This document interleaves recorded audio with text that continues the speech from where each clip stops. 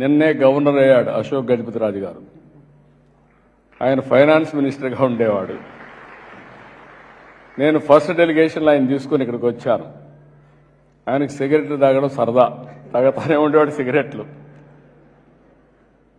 నేను ఎప్పుడు అనేవాడు, నువ్వు ఈ సిగరెట్ మానవయ్యా, లేకపోతే నీ ఆరోగ్యం పోతుంది, కొంచెం కంట్రోల్ చేసుకోమని చెప్పేవాడిని. సింపుల్ మ్యాన్, సిగరెట్లు తాగేవాడు. సింగపూర్కి వచ్చాడు, సిగరెట్ తాగడం మానేశాడు. నాకు ఆశ్చర్యం వేసింది. ఒక వ్యసనాన్ని ఇమ్మీడియట్గా మానేస్తారంటే ఆశ్చర్యం వేసి అడిగా, ఏంటి అశోక్, ఎక్కడ సిగరెట్ కనపడలేదు ఏంటన్నా.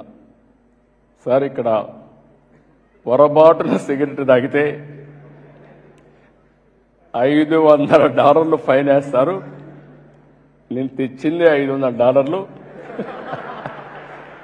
ఇప్పుడు $500 పోతే నేనేం చేయాలి సార్ అన్నాడు. That is the power of Singapore.